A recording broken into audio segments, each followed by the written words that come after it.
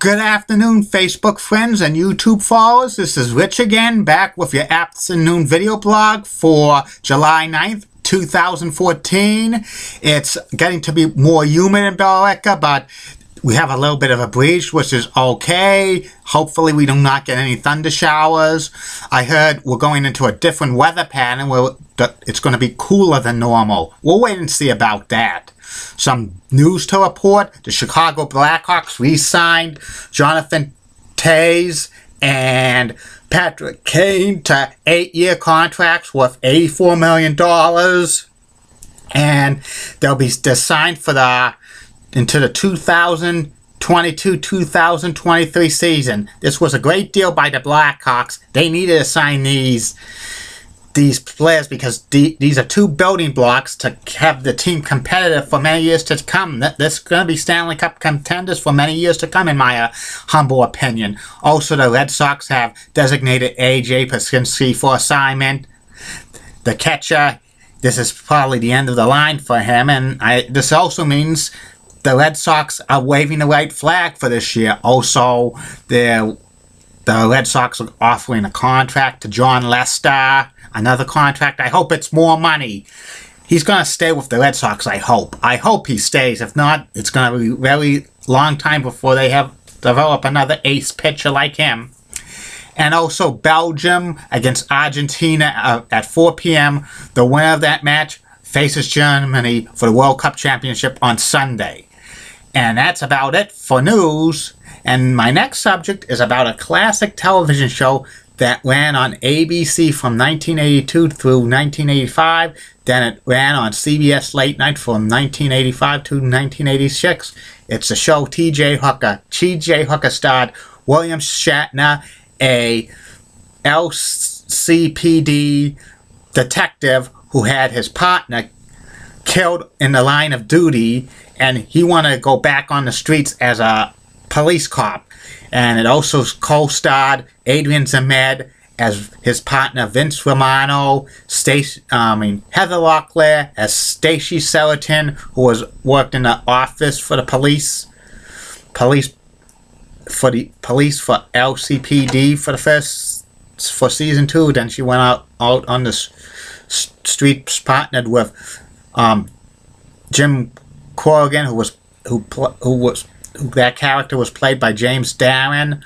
Also, Richard Hurd was Captain Dennis Sheridan for the first 2 seasons, and he made a lot of guest stars on the show during the rest of the season. T.J. Hooker was basically produced by Aaron Spelling and Leonard Goldberg, created by Rick Huxley, who also created Walker, Texas Rangers. T.J. Hooker was a very good cop show. It was based on a lot of cops and robbers things. It basically followed the lead of many of the 1970s and early 80s cop shows on television. Originally, T.J. Hooker was going to be named The Protectors, and William Shatner's character T.J. Hooker was going to play a supporting role on the show, but when they test piloted the Protectors to all the ABC affiliates, they saw that William Shatner would make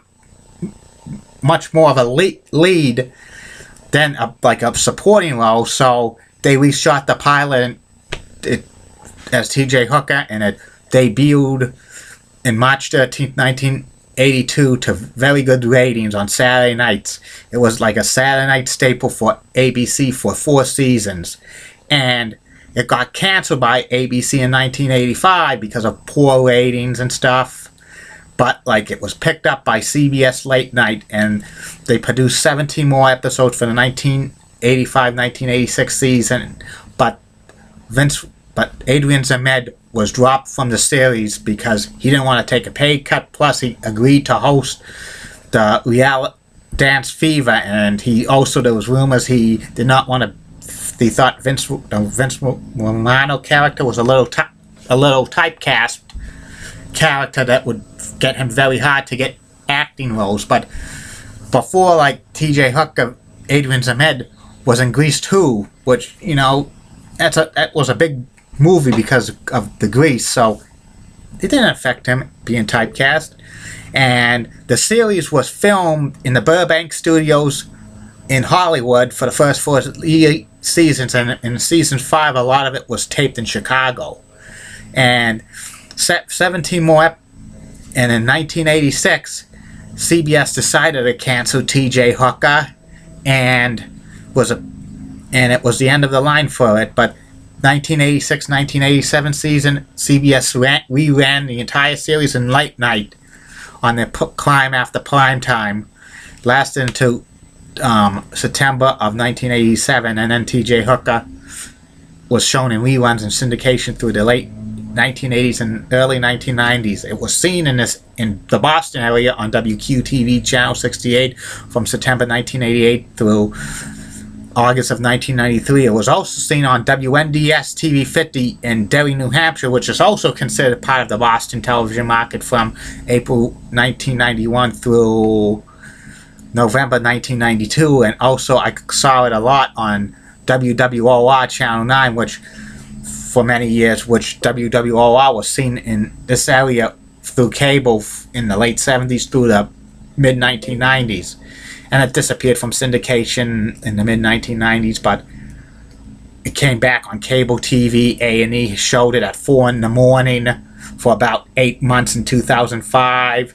In 2010 it was on the Universal HD channel for about 3 years, and it's now kind of going to be coming to Cozy TV later on in 2014 and early 2014. I thought T.J. Hooker was one of the best cop shows of all time, and it also, I think this cop show kind of broke William Shatner as being typecast as Captain Kirk on Star Trek. I think this really broke his typecast, because before and between Star Trek and T.J. Hooker, William Shatner was very hard to get for him to get a television series or significant movie roles or TV roles, because many producers thought that Captain Kirk was like a typecast character. But you know, it was for about like 13 years, but this broke his typecast character.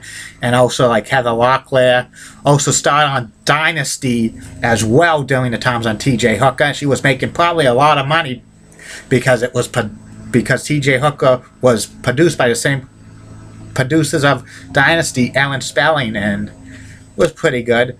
And also there's talk about making a T.J. Hooker movie, making it a comedy, and it's been in production, it's been in the works for so many years, and with like Sony Pictures owning the rights to T.J. Hooker, I think if they made T.J. Hooker a movie, it'd probably be a comedy drama, and probably somebody I would love to them to play T.J. Hooker in a movie would be actor comedian Jim Carrey, and maybe they could have a couple of unknowns as Vince Romano or Stacey Sheridan and Jim Corrigan, and maybe have Dennis Sheridan, somebody like Bob Saget or somebody.